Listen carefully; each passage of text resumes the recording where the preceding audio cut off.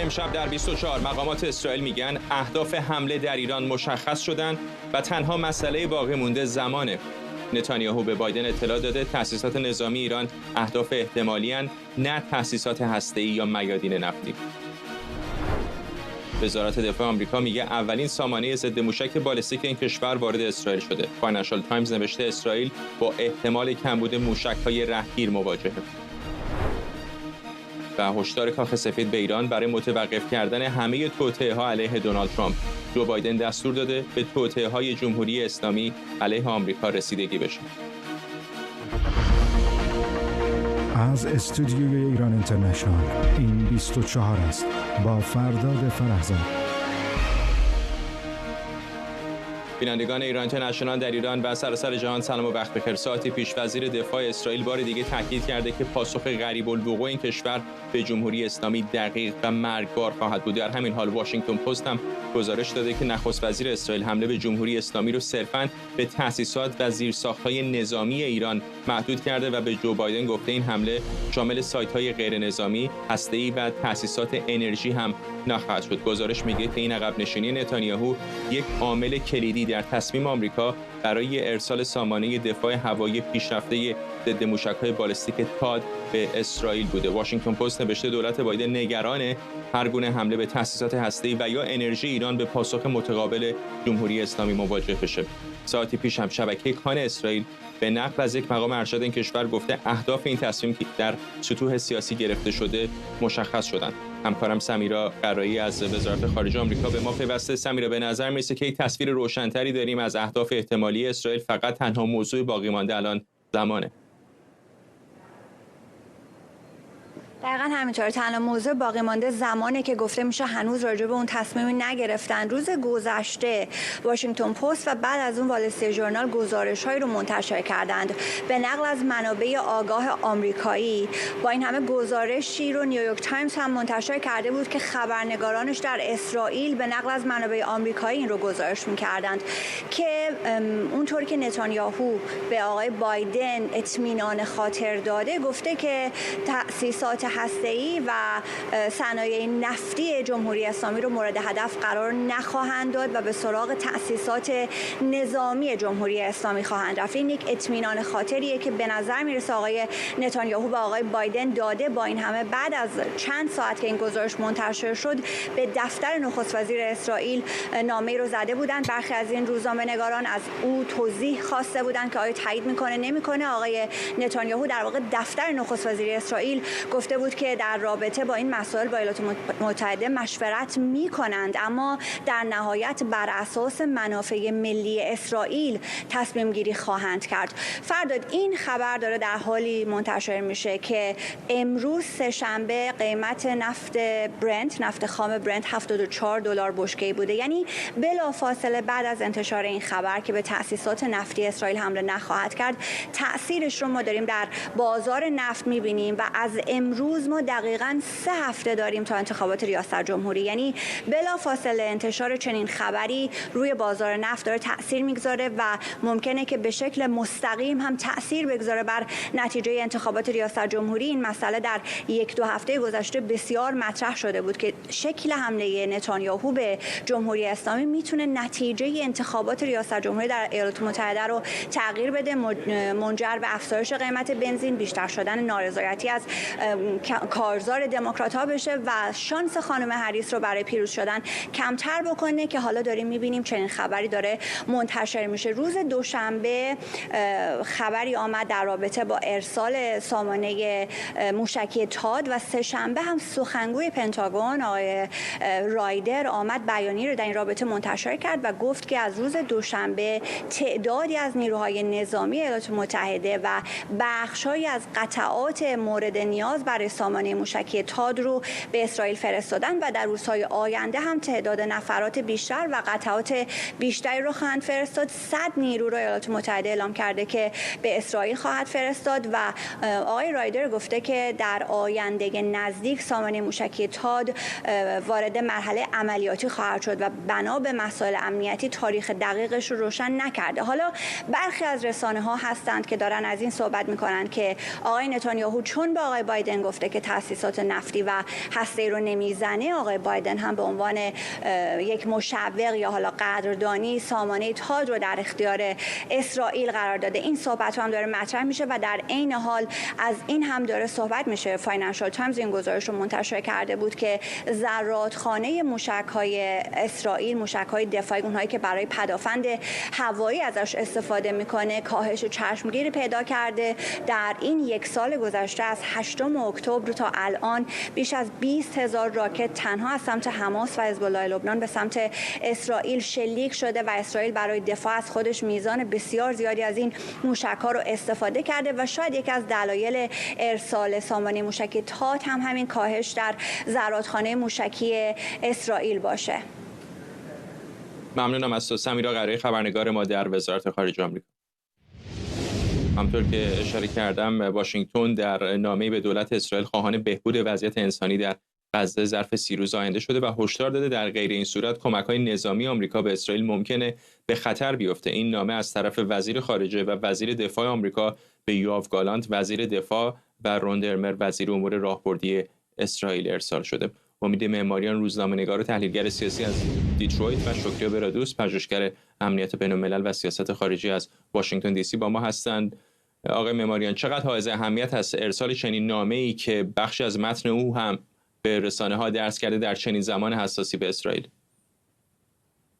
ببینید آقای فرهزاد، نامه بسیار مهمی هستش، در بخش‌های مختلفش مهم هست، زمانش مهم هست، محتویاتش مهم هست. از چه جهت مهم است؟ از جهت اینکه به هر حال در طی ماه‌های گذشته بسیاری از محافل حقوقی به دولتمداران آمریکایی مسئله رو گوشزد می‌کردن که برخی از اقداماتی که انجام میدن در خصوص حمایت نظامی از اسرائیل و نحوه استفاده این سلاح‌ها در اسرائیل در حملات که در غزه انجام میشه میتونه که تبعاتی داشته باشه برای مقامات آمریکایی. شما ببینید ده‌ها نفر در طی ماه‌های گذشته در بخش‌های مختلف دولت آقای بایدن استعفا کردن از کار خودشون، مثل استیسی گیلبرت که از وزارت خارجه استعفا کرد، یا جاش پال از وزارت خارجه، یا کسای دیگه از وزارت دفاع استعفا کردن. گفتن ما نمیتونیم که امضا کنیم زیر برخی از گزارش‌هایی که داریم اینجا به هر حال می‌نویسیم و به خاطر اینکه از نظر حقوقی ممکن استش که ما مسئولیت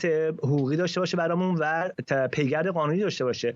بنابراین تقریبا یک ماه مونده به انتخابات ریاست جمهوری آمریکا. مقامات دولت آمریکا میدونن که به هر حال برخی از سازمان‌های حقوق بشری، سازمان‌های مرتبط با قوانین بین‌الملل و اینها به دنبال این هستن که برن دنبال آقای بایدن، برن دنبال آقای بلینکن، آقای لوید آستین و کسای دیگه و اونها رو به عنوان کسانی که در جنایت علیه بشریت، جنایت جنگی دست داشتن به هر حال ببرن به دادگاه بین‌المللی. و بسیاری از افرادی که در این پروسه قرار دارن ممکن است که از نظر حقوقی براشون به هر حال مشکلاتی ایجاد بشه. این نامه مواردی رو اشاره می‌کنه که مشخص هستش که یک جوری به مسئله اشاره کرده باشه که در نوبت‌های مختلف دولت آمریکا به اسرائیل هشدار داده، موارد رو دیده و خواستار تغییر شده و اشاره کرده که میخواد که این تغییرات رو اسرائیل انجام بده بر اساس قوانین آمریکا و اگر این کارو نکنه در عرض 30 روز با تبعات مواجه خواهد شد. بنابراین از این جهت میشه گفتش که مسئله مهمی هستش. حالا ممکن هستش که بعضی این مسئله مطرح کنن که چون که در میشیگان که ایالتی که من هستم مثلا مسلمون زیاد هست، یا بحث مسلمونایی که غیر تعهد ندادن که به خانم هریس رای بدن مسئله داره حساس میشه در ویسکانسن و میشیگان، خواستن این نامه رو بنویسن که یک جوری نظر اونها رو هم جلب بکنن و از این شکافی که داره تعمیق پیدا می‌کنه در حزب دموکرات جلوگیری بکنن. این مسئله میتونه قطعا یک مسئله جانبی باشه، ولی مسئله اصلی تبعاتی هستش که کمک‌های ایالات متحده در طی ماه گذشته ایجاد کرده و این یک فرار رو به جلو هست در این خصوص. خانم برادوس، شما چه فکر می‌کنید؟ می‌دونیم که بالاخره حمایت آمریکا از اسرائیل واقعا آهنین، خودشون هم بارها این رو به صورت علنی گفتن. فکر می‌کنید هم انتشار چنین نامه‌ای هم درزش به رسانه‌ها چقدر میتونه نمایشی و احتمالاً در آستانه انتخابات قابل ترجمه باشه، یا واقعاً معنا و مفهومی فراتر از اینها داره و سیگنالی دارن به اسرائیل میفرستن؟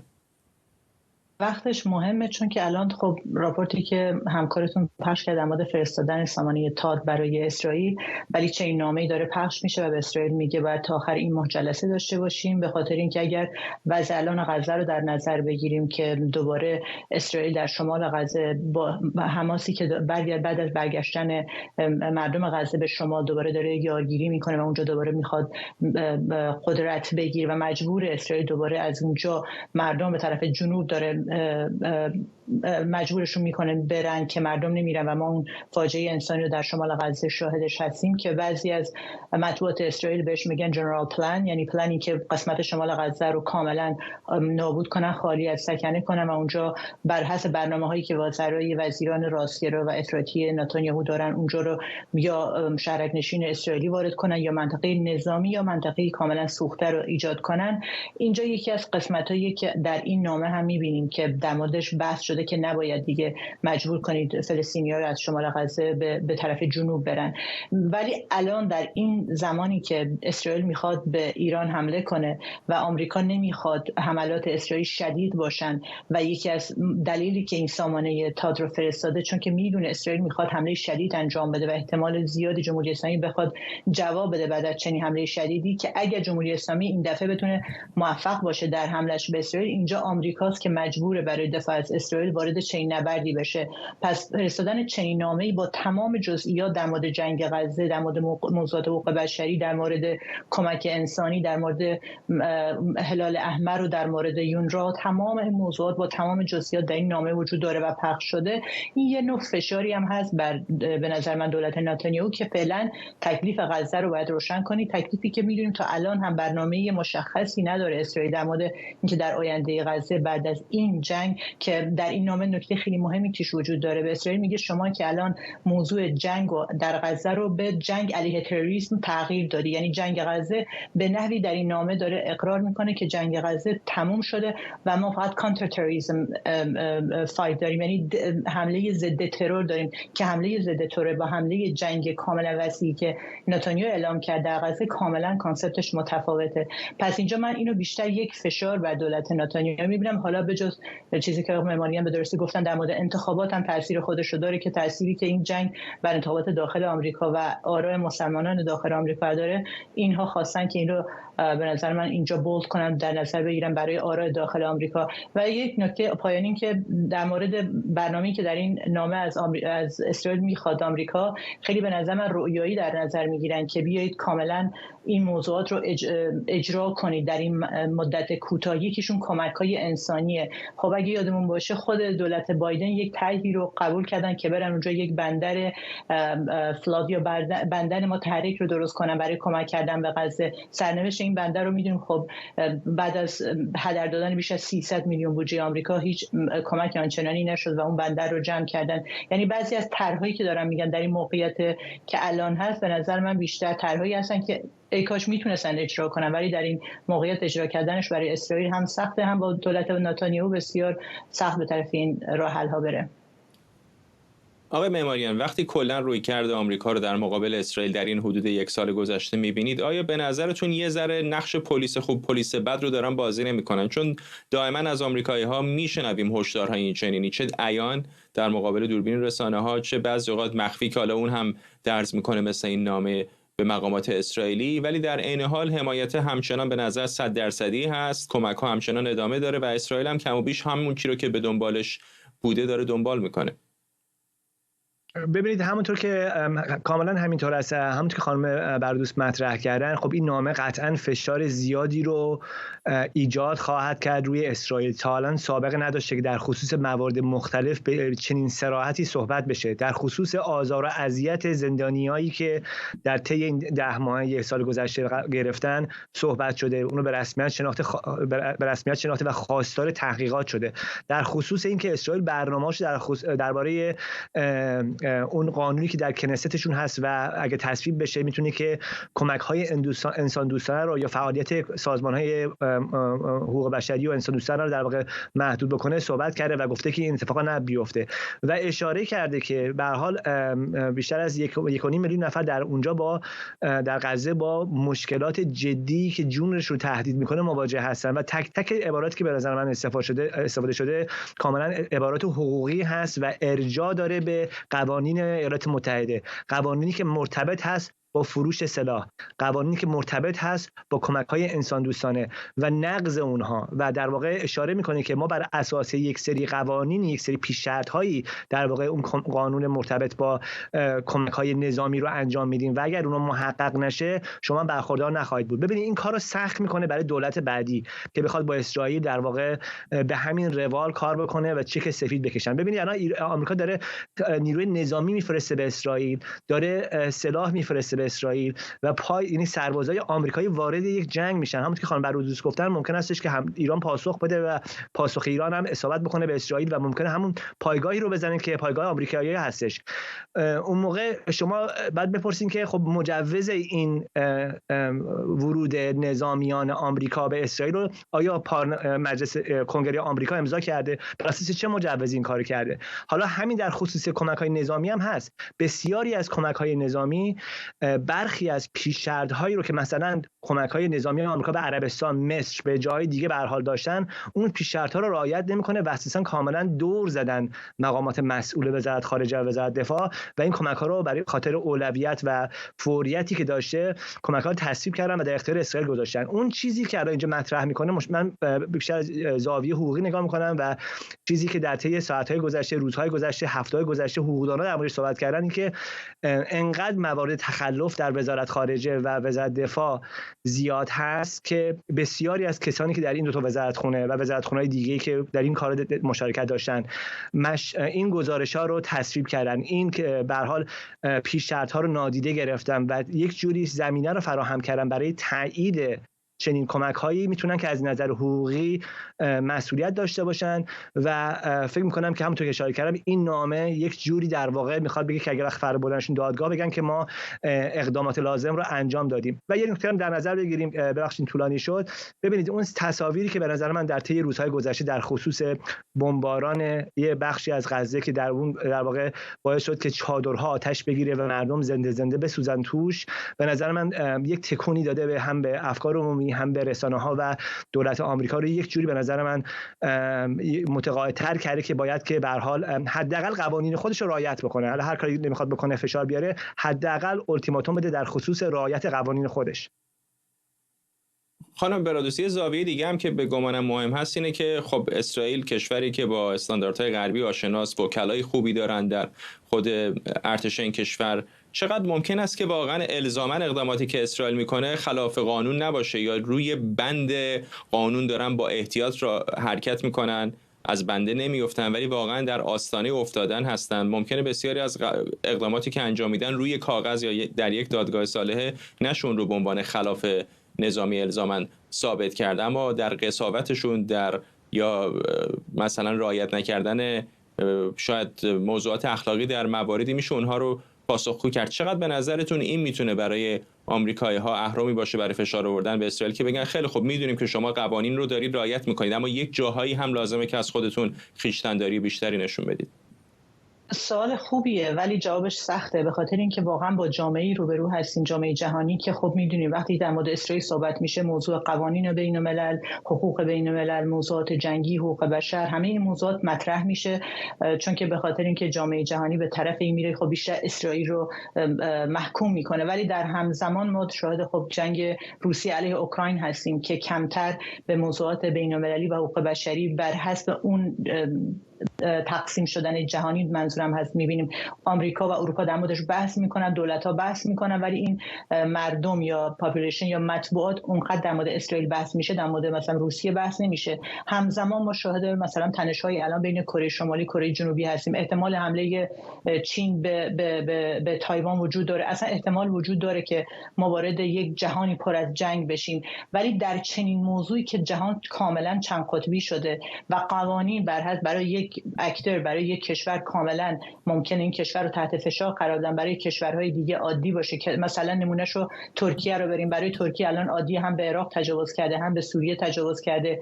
برای جمهوری اسلامی که این گروه ها رو داره حمایت میکنه، میبینید که قوانین، اون استانداردهای جهانی رو ما کاملا رعایت نمی‌کنیم، یعنی نمی‌بینیم در قوانین جهانی. حالا این جدا اگه بذاریم نگاه کنیم به کیس اسرائیل، از یک طرف هم اسرائیل وارد جنگی شده که جنگ در دنیای مدرن جنگ جدیدیه که یک محدوده کم با یک گروهی که نمیتونی بهش بگی نان استیت، نمیتونی بهش بگی یک گروه میلیشیایی، بلکه یک گروه یک سرزمین رو با یک قدرتی از به دست گرفته، مثل حکومت داره رفتار میکنه و بعضی از همسایگان کشورهای رسمی اینو قبول دارن. شما با چنین پیچیدگی حقوقی روبرو هستی که برای اسرائیل ممکنه بعضی از وقتا به دردش بخوره، ولی از نظر انسانی به خاطر اینکه مثلا وکیلی که اسرائیل رو محکوم میکنه وکیل پسر قذافی در لیبی هست. یعنی وقتی که نگاه میکنی میبینی از نظر حقوقی هم آیا وکلا واقعا بایس هستن، طرفداری میکنن یا نه. اینجاست که من شک دارم به اون حقوقهای بین‌المللی که چگونه میخوان در اینجا پیاده بشن. اتفاقا یکی از اون جنجالی ترین موضوعات هستش که واقعا پیدا کردن انسان بی‌طرف در وسطش، میخواد وکیل حقوقدان باشه، میخواد روزنامه‌نگار، کار بسیار دشواری است. ممنونم از هر دوی شما. امید معماریان، روزنامه‌نگار و تحلیلگر سیاسی از دیترویت، و شکریا برادوس، پژوهشگر امنیت بین‌الملل و سیاست خارجی از واشنگتن دی سی. وزارت دفاع آمریکا میگه گروهی از نیروهای نظامی آمریکا به همراه قطعات اولیه سامانه تاد وارد اسرائیل شدند. به گفته پنتاگون در روزهای آینده شمار دیگری از نیروهای نظامی و اجزای این سامانه هم به اسرائیل منتقل میشن. این اقدام واشنگتن در حالی که فاینانشال تایمز میگه با وجود موفقیت نسبی سیستم‌های دفاعی اسرائیل در مقابله با حملات اخیر، نگرانی‌هایی درباره کمبود ذخایر موشکی این کشور در صورت تشدید درگیری‌ها وجود داره. همین دقایق پیش هم سخنگوی پنتاگون تایید کرد که آمریکا سامانه تاد رو برای تقویت دفاع هوایی اسرائیل فرستاده تا در صورت واکنش ایران به سرنگونی موشک‌های بالستیک کمک کنه. اگر ایران دوباره تصمیم به واکنش بگیرد، البته نمیخواهم وارد فرضیات شوم، اما اگر این واکنش شامل شلیک موشک‌های بالستیک بیشتری باشد یا مشابه آنچه قبلا دیدیم رخ دهد، سامانه تاد توانمندی‌های دفاع اسرائیل را تقویت می‌کند و می‌تواند به سرنگونی آن موشک‌ها کمک کرده و از جان غیر نظامیان بیگناه محافظت کند. بن سبتی، پژوهشگر ایران و اسرائیل از تل‌آویو، و فرزین ندیمی، تحلیلگر امور دفاعی امنیتی در مؤسسه واشنگتن از همین شهر با ماست. آقای ندیمی، به گمانم برای خود سامانه تاد همین آزمایش مهمی هستش که در صورت حمله دوباره ایران چقدر بتونه جلوی موشک‌های بالستیک تهران رو بگیره. بله، آزمایش مهم واقعی. البته اولین بار نیستش. در زمانی که ائتلاف تحت رهبری عربستان با حوثی‌های یمن درگیر بودن، تا در امارات عربی متحده یکی دو بار با موشک‌های بالستیک حوثی‌ها درگیر شد و در مقابل پایگاه الزفرا و تأسیسات اتمی امارات دفاع خوبی داشت.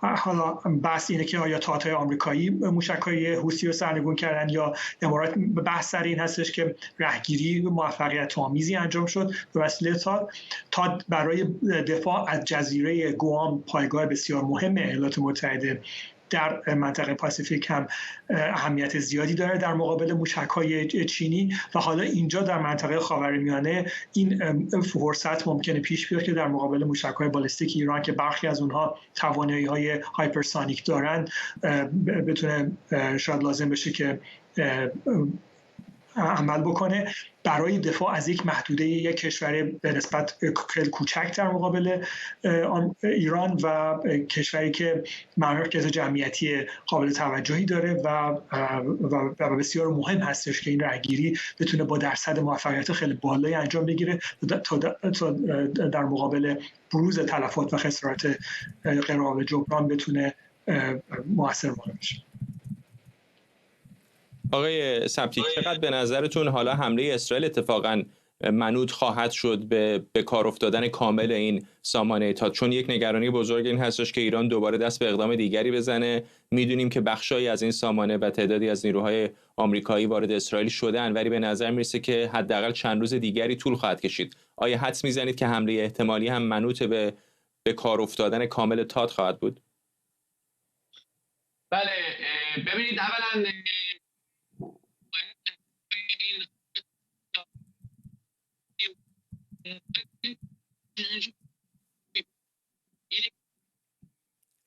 آقای سبتی تقریبا ما صدای شما رو اصلا نمیشنویم. من ازتون عذرخواهی میکنم، نمیدونم شاید از اسپیکرتون روشنه، شاید بتونید به اسپیکرتون رو خاموش بکنید. صدای ما داره مانع از این میشه که صداتون به ما برسه. حالا سعی میکنم من به آقای ندیمی ادامه میدم تا همکارانم با شما تماس بگیرن، شاید بتونن راه حل فنی پیدا بکنن. آقای ندیمی همین رو از شما میپرسم، چقدر فکر میکنید که ممکنه حمله احتمالی اسرائیل به ایران منوط بشه به اینکه این سامانه تات کامل و تمام عیار در اسرائیل به راه بیفته؟ بله، به راه افتادن سامانه تا چند روزی طول میکشه، هرچند که در گذشته مانورهای انجام شده و نصب و برقرار کردن سامانه تا در اسرائیل چند بار آزمایش شده و هماهنگ شدنش با سیستم پدافند موشکی اسرائیل هم آزمایش شده. کار خیلی زیادی از اون جهت نخواهد داشت، ولی از نظر لوجستیکی تمام این امکانات رادار TPY2 آتشبارها باید برسند و نصب بشن. نسبت به پتریات خیلی سریعتر این کار انجام میگیره، ولی حداقل 48 ساعتی زمان نیاز خواهد بودش و برای اسرائیل به نظر من خیلی مهم است که این سیستم تاد عملیاتی باشه، هم از نظر کیفی و به ویژه کمی خیلی میتونه کمک بکنه به پدافند اسرائیل. از طرف دیگه نشون دهنده این هماهنگی و اتحاد سیاسی و نظامی آمریکا میتونه باشه در مقابل تهدید ایران. همونطوری که وزیر دفاع آمریکا گفته ارسال سیستم تاد به اسرائیل بیش از هر چیزی یک اقدام سمبولیک برای نشون دادن دفاع همه جانبه آمریکا از اسرائیل هستش. در مورد اهداف حمله اسرائیل چه فکر میکنید؟ چون الان یک تصویر نسبتا روشن‌تری، اگر اون چیزی که به رسانه‌ها درس کرده درست باشه، در دست داریم که به نظر میرسه تأسیسات هسته‌ای رو نخواهند زد، تأسیسات انرژی از جمله نفت رو هم نخواهند زد. همه گمانه ها بر این هستش که احتمالاً پایگاه‌های سپاه پاسداران تأسیسات نظامی رو هدف قرار خواهند داد. البته باید در نظر گرفت که چه حجمی این حمله خواهد داشت. اگر اسرائیل بخواد یک حمله محدود و متمرکز انجام بده، طبیعتاً باید روی اون گرانیگاه‌ها یا نقاط ثقل حاکمیتی ایران یا نظامی ایران بره. برخی قرارگاه‌ها و ستادهای نظامی هستن، چه در نزدیکی تهران یا در جاهای دیگه مثل منطقه جنوبی، که میتونن از نظر نظامی اهمیت زیادی داشته باشن، ولی به هر حال این تصمیم گیری مقامات نظامی و کشوری اسرائیل ممکنه این باشه که یک ترکیبی از برخی از اهداف نظامی اقتصادی مورد حمله قرار بگیره، ولی خب به هر حال بعضی‌ها جنبه سمبولیک هم داره. اگر بخوان از نظر سیاسی بخوان حمله بکنن، برخی قرارگاه‌های سپاه در مرکز تهران که در سرکوب مردم نقش خیلی مهمی داشتن، برای نمونه ضربه زدن به اونها میتونه یک پیامی به مردم ایران هم باشه که اسرائیل از مردم ایران و از تلاش‌های مردم ایران برای تغییر رژیم حمایت بکنه، یا برخی از مراکز تحقیق و توسعه دفاعی بخواد حمله بکنه که مربوط به صنایع نظامی، صنایع موشکی هستن. برخی از این مراکز مربوط به پروژه‌های نوین دفاعی هستن که میتونه با برنامه هسته‌ای ایران هم ارتباط داشته باشه. یک مجموعه‌ای از این هدف‌ها رو ممکن در نظر بگیره اسرائیل با موشک‌های دوریسا از دور، از خط خارج از حریم هوایی ایران بهش حمله بکنه، یا اینکه تصمیم بگیره با استفاده از هواپیماهای سرنشیندار F-35 به مرکز مهم فرماندهی و کنترل پدافند هوایی ایران حمله بکنه، اونا رو تا حدی از کار بندازه و کارایشون رو پایین بیاره تا اگر لازم شد در موج‌های بعدی دوباره به ایران حمله بشه بتونه با ایمنی و امنیت بیشتر این کار انجام بده. آقای سبتی، عذرخواهی میکنم که ارتباطمون مختل شده بود در ابتدای برنامه با شما. خوشحالم که دوباره بازگشتید. از شما میخوام در مورد زمانبندی حمله احتمالی بپرسم. به نظر میرسه که امروز و فردا و شاید تا آخر هفته نباشه. دیروز با یکی از نمایندگان کنست صحبت میکردم، البته در دولت نیست، او هم حرف از یک هفته 2 هفته آینده میزد. سامانه تات هم هنوز کامل بنا نشده در اسرائیل. نگرانی‌های هم طبیعتاً کشورهای منطقه دارن. فکر میکنید اگر به همه اینها رسیدگی بکنن، در یک نگاه واقع بینانه حمله اسرائیل کی خواهد بود؟ سلام دوباره به شما. امیدوارم الان واقعا بهتر هست. همینطور که شما گفتید و همینطور از بین کلمات سخنگوی آمریکا اونجور که شروع کردم بگم و همینطور 1 ساعت پیش سخنگوی وزارت دفاع اسرائیل گفت از نظر مقدار موشک‌های ضد موشک جای نگرانی نیست. هم سیستم آمریکایی کمک میکنه، هم اینها 24 ساعته در حال تولید هستن هم در حرف اون خانم سخنگو به نظر می اومد که واقعا رابطه عمیق نظامی و امنیتی بین آمریکا و اسرائیل جدا از اون بحث و جدل هایی که مثلا فشار بیارن به اسرائیل، هنوز این مسائل ادامه داره و این تولیدها و این آوردن این سیستم تاد واقعا این تایم رو، این زمان رو نزدیک میکنه برای حمله نسبتا شدید. هنوز صحبت از حمله نسبتا شدید از سوی اسرائیل به جمهوری اسلامی هست. کاملا بحث هم یعنی حرف سر این هست که مردم غیر نظامی به هیچ وجه نباید صدمه بخورن. این یک چیزی که واقعا در اسرائیل 1-2 سال پیش این مسئله ناشناخته بود، ولی الان واقعا مردم بعد از اعتراضات مهسا مخصوصا هم دولت هم مردم واقعا تشخیص میدن فرق بین جمهوری اسلامی و مردم رو. و واقعا همونطور که بین صحبت‌های شما با آقای ندیمی بود، مسئله مراکز نظامی، مراکز سپاه، کمتر حتی به موضوع مثلا مراکز نفتی باز کمتر حرف میزنن، چون میدونن که با معیشت مردم ربط داره، کارگرهای زیادی اونجا هستن، کارمندان زیادی اونجا هستن و بحث مسئله هسته‌ای هم معیشت مردم و کارمندان و کارگرانه یا احتمالاً واکنش کشورهای منطقه و خطر احتمالی واکنش جمهوری اسلامی به کشورهای متحد آمریکا در منطقه؟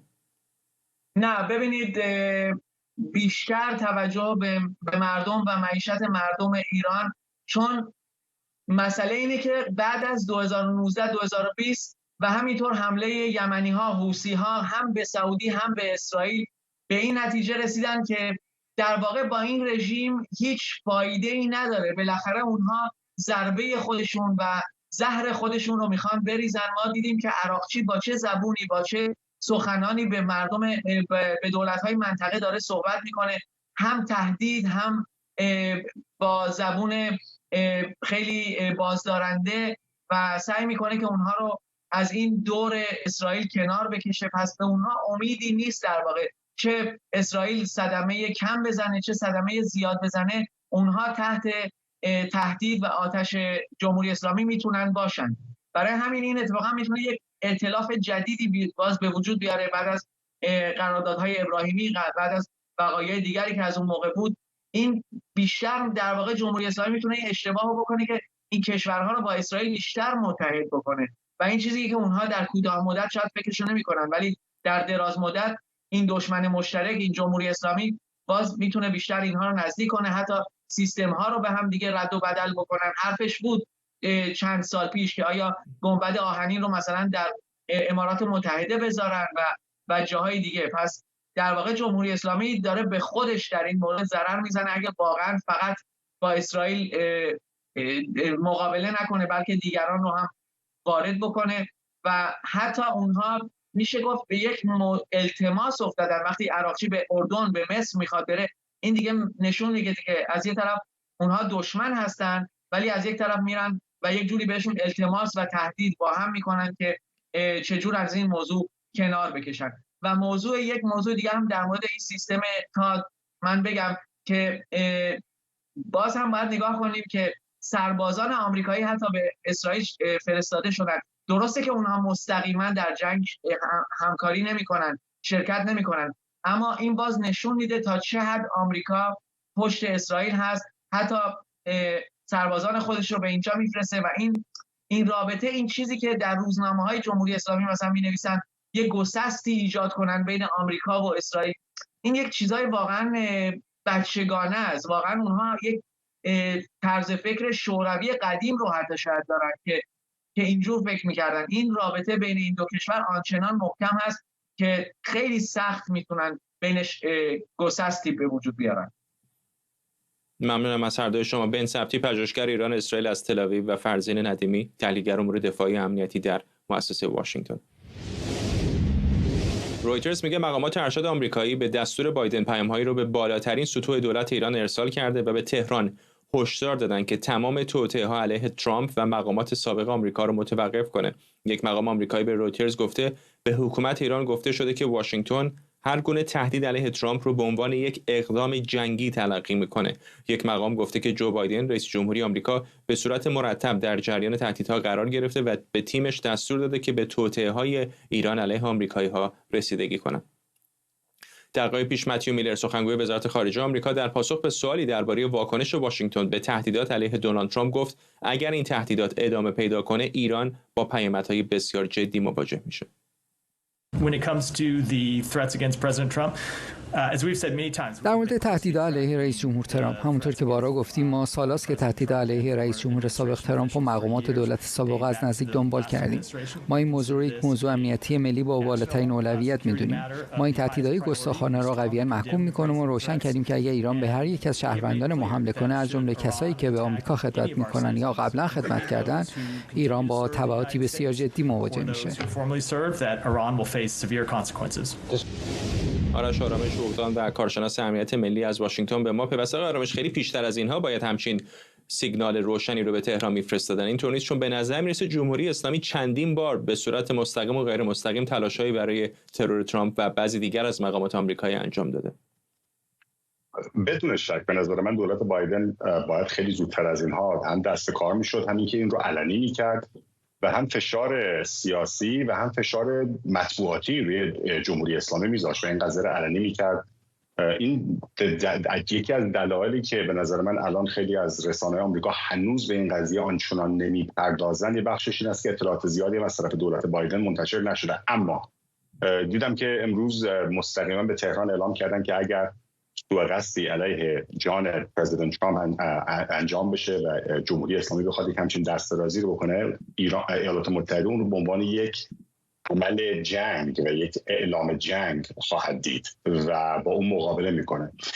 دیدیم که هم مت میلر هم سخنگوی وزارت خارجه هم گفتش که اگر ایران دست بر ندارد از این تهدیدها تبعاتی خواهد داشت. خب این تبعات چه هست دقیقاً؟ 4 تا تحریم، دقیقاً این تبعات چه هست؟ از روزی که ایالات متحده به دستور پرزیدنت ترامپ قاسم سلیمانی، ابو مهدی مهندس و چند تروریست دیگر رو در گروه اونها کش، دولت جمهوری اسلامی قول داده که بله یه عده‌ای رو مثل پرزیدنت ترامپ، مشاور امنیت ملی آقای جان بولتون، فرمانده اون موقع سنتکام و فرمانده مرکزی ارتش بود مکنزی، پامپئو وزیر خارجه و افرادی که در این تصمیم گیری در به قول معروف مشمول بودن، اونها رو انتقام بگیره، انتقام سخت. این انتقام سخت اینا فعلا هیچ جایی نرسیده. یعنی متاسفانه فقط دیدیم که اون اومدن یه عده مردم بیگناه رو با ساقط کردن هواپیمای اوکراینی کشتن، ولی هنوز نتوانستن و امیدوارم هیچ وقت نتونن دست‌درازی بکنن به جان کسی از مقامات عرض کنم به شما کشورهای دیگه، بخصوص ایالات متحده آمریکا. اما واقعا این شاید دلیل برداشت درستی از اختلافات حزبی در ایالات متحده ندارن. من خیلی واقعا میبینم حتی کسی که اینجا هم هستن بعضی موقع اشتباه رو میکنن. فرق نمیکنه ولی که رئیس جمهور، اگر شما دست‌درازی بکنید، تعرض بکنید، سوء قصد جان رئیس جمهور سابق، حالا از هر حزبی باشه، وظیفه قانونی و وظیفه اخلاقی و وظیفه به قول معروف دفتری اون رئیس جمهور سرکار هست که به شدیدترین وجه مقابل مثل بکنه. شما نمیتونید بیاد یک رئیس جمهور قبلی مملکت تو نقشه به ترور بکشید یا بخواید اون رو ترور بکنید و بعد فکر کنید که آب از آب تکون نخورده. به خصوص اینکه هم علنا گفتن میخوان همچین کاری بکنن، هم الان دولت آقای بایدن و خانم هریس می‌بینیم که نقشه‌های مختلف اینها رو کشف کردن از طریق مجاری اطلاعاتی و ضد اطلاعاتی. در اصل این یک قمار بسیار بسیار خطرناکه. جمهوری اسلامی هم در این سالهای گذشته به خاطر اینکه خب هم بازوهای عملیاتیش در خارج، بازوهای مستقیم عملیاتیش کوتاه بوده، رفته سراغ گنگ‌های مجرم و تبهکار هم در اروپا و به خصوص در ایالات متحده و کانادا. ویزا گرفتن خیلی سخت داره، حضور دیپلماتیک اینجا به غیر از در سازمان ملل متحد ندارن، به خاطر همین آوردن اسلحه، آوردن افراد و تجهیزات براشون تقریبا غیر ممکنه. همونطور که میدونید کیف و چمدون دیپلماتیک رو باز نمی‌کنن.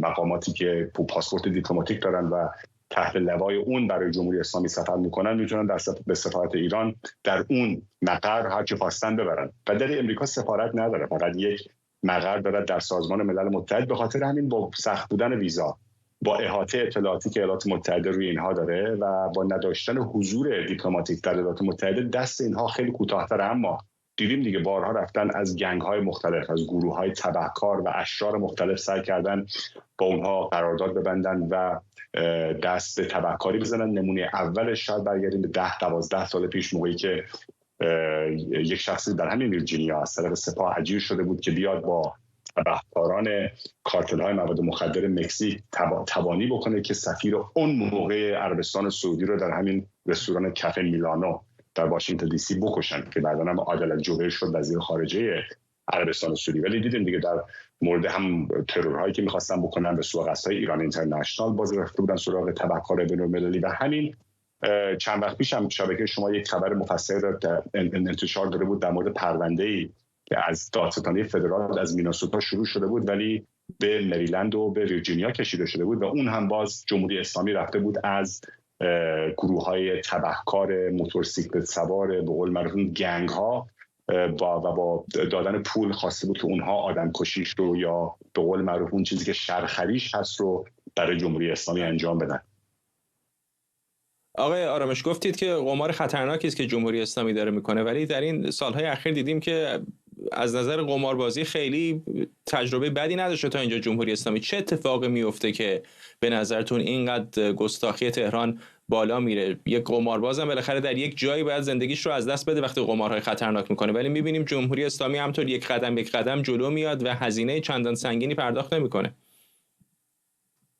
نه دیگه، همون خون و کان قماربازی که به باخت هرچی بودش همون حکایت اون شده. ولی مملکت هست اینجا اگر یک مملکت نرمال، یک حکومت نرمال، یک سیستم نرمال بود و براش سود و زیان مهم بود و براش چرخاندن امور مردم مهم بود، میگفتین نه صدمات بسیاری بهش وارد شده. اما من برگردم سر نکته اصلی که سوال شما فکر کنم بیشتر مربوط به اونه.